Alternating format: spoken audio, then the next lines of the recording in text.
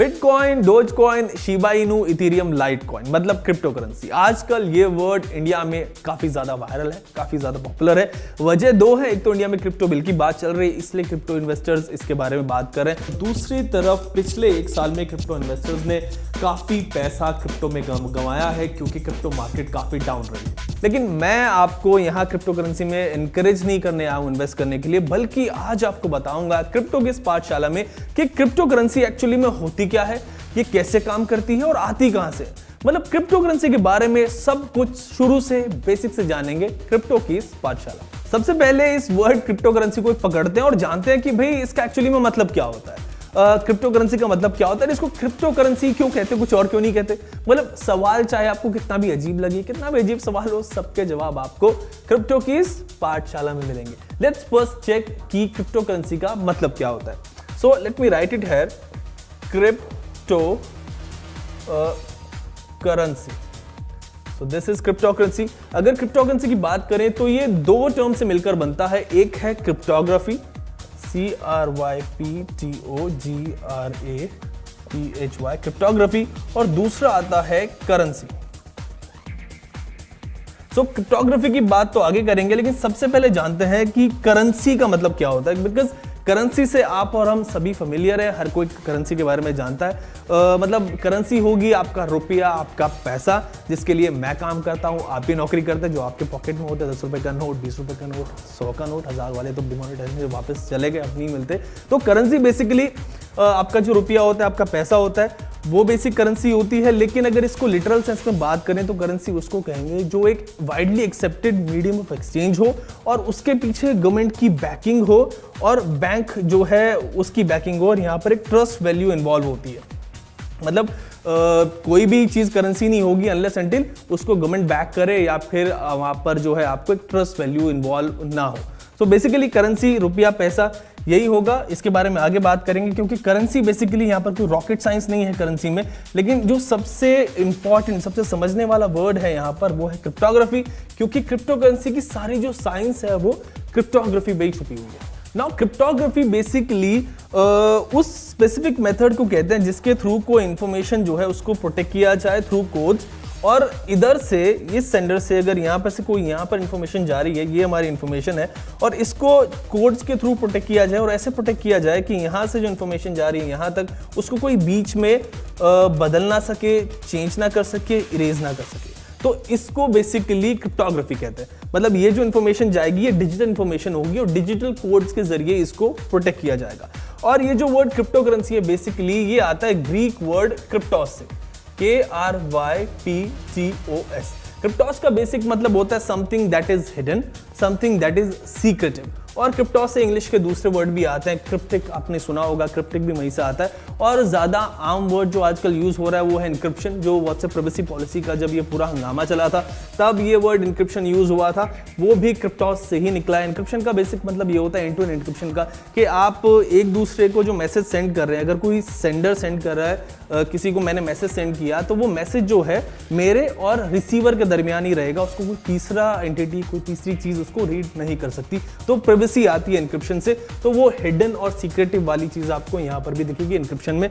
Basically cryptography जो है उसका मतलब यही होता है इंफॉर्मेशन प्रोटेक्ट करना थ्रू कोड्स। और एक चीज और यहाँ पे क्लियर कर दूं कि क्रिप्टो करेंसी में जो क्रिप्टोग्राफी हम यूज करते हैं ये कोई मैसेज को, मतलब किसी करेंसी को सीक्रेट रखने के लिए या किसी करेंसी को हाइड करने के लिए यूज नहीं करते, बल्कि डिजिटल सिग्नेचर्स यहाँ पे इन्वॉल्व होते हैं, ताकि वो जो इन्फॉर्मेशन है, वो जो करेंसी, मतलब जो इन्फॉर्मेशन, जो डेटा ट्रांसमिट हो रहा है, एक्चुअली करेंसी नहीं कहेंगे, डेटा जो ट्रांसमिट हो रहा है वो छुपा हुआ रहे, एज इफ कि उसको कोई ट्रेस ना कर सके, उसको कोई इरेज ना कर सके। सो बेसिक क्रिप्टोग्राफी का यही होता है कि जो मैंने इंफॉर्मेशन सेंड की वो दूसरे तक चली जाए और तीसरे को या किसी बीच में जो लोग हैं उनको उसके बारे में कुछ पता ना चले। और जब ये दो वर्ड क्रिप्टोग्राफी और करेंसी एक साथ मिलते हैं तब ये वर्ड बनता है आपका crypto currency. So going by the term crypto plus currency, it means a medium of exchange that is entirely digital, that is entirely virtual, यानी क्रिप्टो करेंसी फिजिकली एग्जिस्ट नहीं करती, डिजिटली एग्जिस्ट करती है।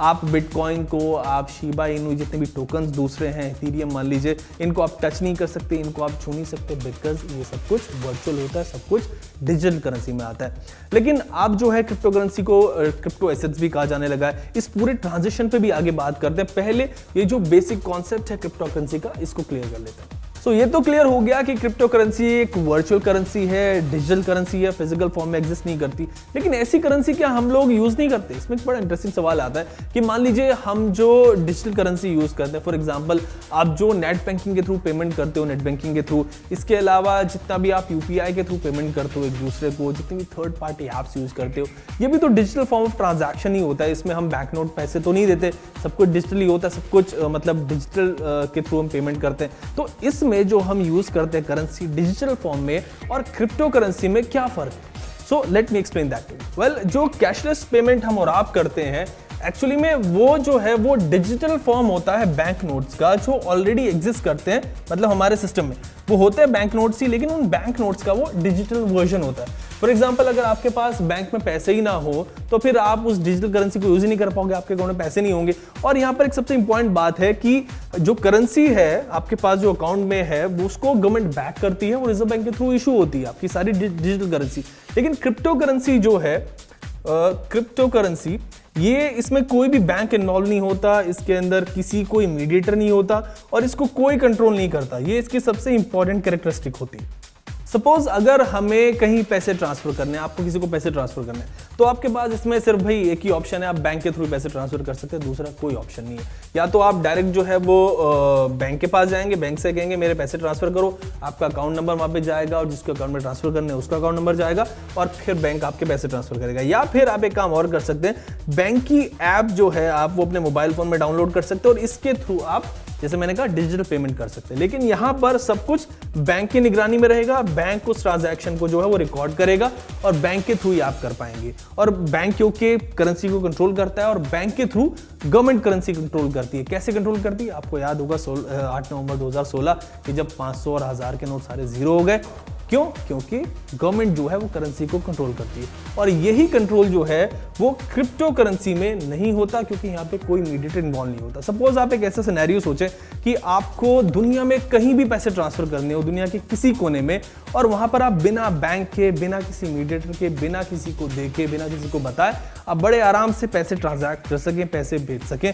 आप for example, this is a globe और यहाँ पर जैसलमेर का एक विलेज है और यहाँ पर साउथ ईस्ट पैसिफिक ओशन में एक जगह है, ये एक्चुअली एक दूसरे के ऊपर एंटीपोड है।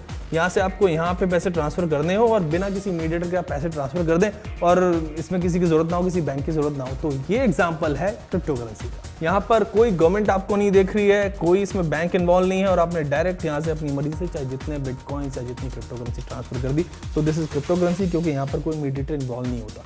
पहले आपको याद होगा पुराने वक्त में बार्टर सिस्टम होता था, जिसके में चीज़ों के थ्रू चीज़ें ट्रेड होती थी। फॉर एग्जांपल, गेहूं के बदले फ्रूट्स या ये सब चीज़ें अगर आपको लेनी होती थी, इस तरीके से काम चलता था। उसके बाद कॉइन्स आ गए, गोल्ड कॉइन होते थे, सिल्वर होते था, उनका अपना वैल्यू होता था, सिल्वर कॉइन्स का, गोल्ड कॉइन्स का, ये सब चीज़ चलती थी। उसके बाद बैंक्स आ गए, बैंक्स ने कहा आप जो है सारे कॉइन्स हमें दे दो, हम रिसीप्ट इशू कर देते हैं। तो उन्होंने लोगों को रिसीप्ट देनी शुरू कर दी और फिर उसके थ्रू काम चला और फिर इन्होंने रिसीप्ट्स भी हटा दी, फिएट मनी आ गया, गवर्नमेंट ने बैंक्स को कंट्रोल कर लिया और जो हमारी जो फिएट करेंसी है वो वजूद में आ गई।